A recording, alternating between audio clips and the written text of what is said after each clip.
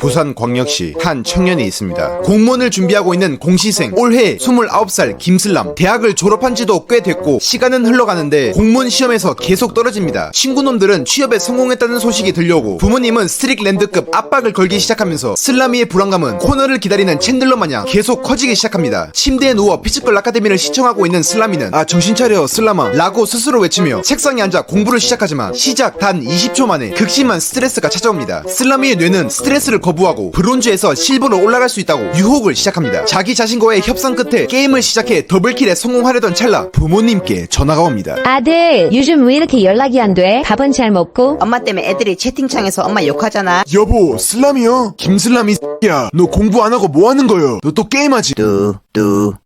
여보 나 슬라미한테 좀 갔다 올게. 샷건 좀. 슬라미는 극심한 스트레스를 이겨내지 못하고 술친구 박미여에게 전화를 겁니다. 어이 박미여 뭐하냐?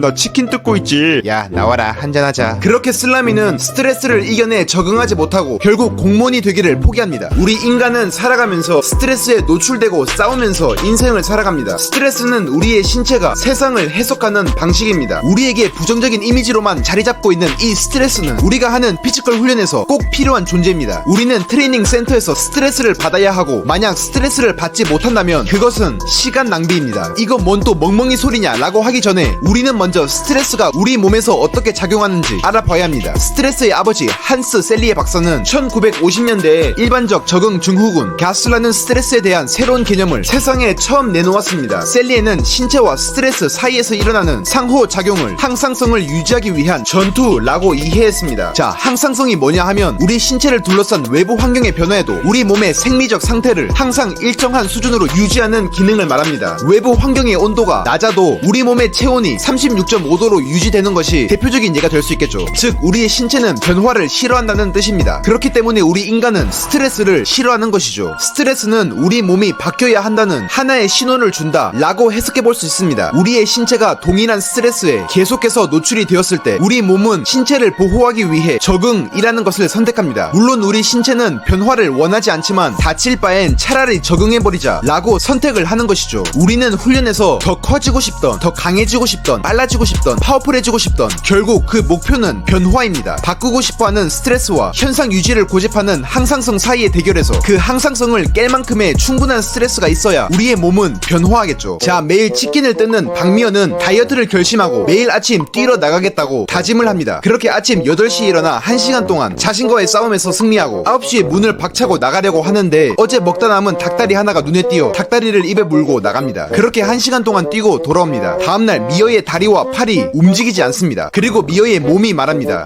이건 대본에 없던 건데. 그날 아침 근육통에 시달리고 너무 고통스러운 미연은 딱 오늘만 쉬고 닭다리나 뜯자 라는 마음의 소리를 이겨내고 다시 뛰러 나갑니다. 그렇게 일주일 동안 아침에 뛰기를 반복한 박미연은 이제 1시간을 매일 뛰어도 근육통은커녕 아주 멀쩡합니다. 왜냐하면 박미여의 신체가 새로운 스트레스 요인인 1시간 동안 뛰기에 적응을 해버린 것이죠. 셀리의 박사는 신체가 스트레스에 반응하는 과정을 3단계로 나눴습니다. 첫 번째, 투쟁 도피 반응입니다. 우리가 어떠한 스트레스에 노출되거나 생명을 위협하는 일이 발생한다면 우리 신체는 투쟁 도피 반응을 발동합니다. 예를 들어 최레이라가 멧돼지가 너무 먹고 싶어 화살을 챙기고 사냥을 나갔습니다. 그런데 5분도 안 되어서 갑자기 무언가 움직이는 소리가 들리기 시작합니다. 긴장한 최레이라는 숨을 죽이고 화살을 집어듭니다. 그리고 그때 그 정체가 드러나기 시작합니다. 바로 고릴라가 최레이라를 뚫어져라 보고 있는 겁니다. 이때 최레이라의 몸에서 여러가지 반응이 일어나는데 심장의 펌핑 속도가 빨라지고 호흡이 가파지며 포도당을 막 내보내기 시작합니다. 심장에서 펌핑된 혈액은 바로 근육으로 공급되며 눈동자가 확장되고 고통에 대한 자극이 둔해지며 최레이라의 신체는 이 상황에서 고릴라와 맞짱뜨기 위해 혹은 미치도록 도망가기 위해 더 날카로운 상태가 만들어집니다. 이걸 듣고 체육관에 고릴라를 데려와야 하냐고 물으시는 분이 없기 마찬가지로 피지컬 훈련에서 여러분은 강한 스트레스가 필요합니다. 이러한 스트레스는 훈련의 충분한 강도를 통해 부여됩니다. 강한 강도의 훈련에서 나오는 스트레스로 인해 여러분의 신체에서는 강한 내분비적 반응을 일으키고 카타볼릭 상태로 만들어줍니다. 카타볼릭 상태란 여러분이 운동을 해 근육에 상처가 난 상태, 즉 근육이 분해된 상태라고 생각하시면 쉽습니다. 그리고 영양분 섭취 혹은 휴식을 취하면서 근육, 신경 같은 조직의 발달 혹은 비대해지는 것이 아나볼릭이죠. 즉 운동으로 카타볼릭 상태를 만들고 영양분과 휴식으로 아나볼릭 카타볼릭 상태를 만들어 발달하는 것입니다. 충분한 스트레스가 가해졌다면 다음 단계로 넘어갑니다. 두 번째, 저항 단계입니다. 이 단계에서는 신체가 스트레스에 적응을 하기 위한 시도를 하는 단계입니다. 즉 최레라가 고릴라와 맞서 싸우기 위해 화살을 버리고 레프트 훅을 장전하는 굉장히 합리적인 행동을 하며 저항하는 상황입니다. 이 단계에서는 신체가 스트레스를 받아들이고 적응하는 단계이죠. 피지컬 훈련에서 이 단계는 회복 혹은 회복 훈련입니다. 첫 번째 단계, 카타볼릭 상태에서 손상되고 분해된 근육들과 다른 조직들을 수리하는 단계입니다. 즉 아나볼릭 상태에 접어든 것이죠. 스트레스에게 피해를 입어 부상이나 죽음을 당할 바엔 차라리 적응하자 라고 외치는 단계입니다. Between trainings, you need to recover. Most important things. All my life, I was like daytime, I was sleeping. 이때 신체가 스트레스에 적응을 하는 과정에서 회복이 제대로 이루어지지 않고 계속 스트레스를 가한다면 신체는 스트레스에 적응을 하지 못하고 3단계로 넘어가게 됩니다. 세 번째 단계는 고갈 상태입니다. 이 단계는 최레라가 고릴라와 싸워서 뒤졌던 아님 레프트 훅을 꽂아 이겼던 고릴라와의 전투로 인해 지쳐 고갈된 상태를 말합니다. 이 단계는 선수의 신체가 제대로 회복이 이루어지지 않는 상태에서 계속되는 훈련으로 큰 스트레스가 계속 가해지고 있는 상태입니다. 신체의 자원이 고갈됩니다. 코티솔 수치가 높아지고 인슐린 분비가 억제되며 면역 시스템이 망가집니다. 지속적인 피로와 수면 패턴 또한 망가집니다. 선수는 강한 강도의 훈련을 쉬지 않고 강행하여 근육, 신경 등이 제대로 회복하지 못합니다. 선수가 진행한 훈련들의 운동 효과는 떨어지고 신체적 향상을 기대하긴 어렵습니다. 이 상태를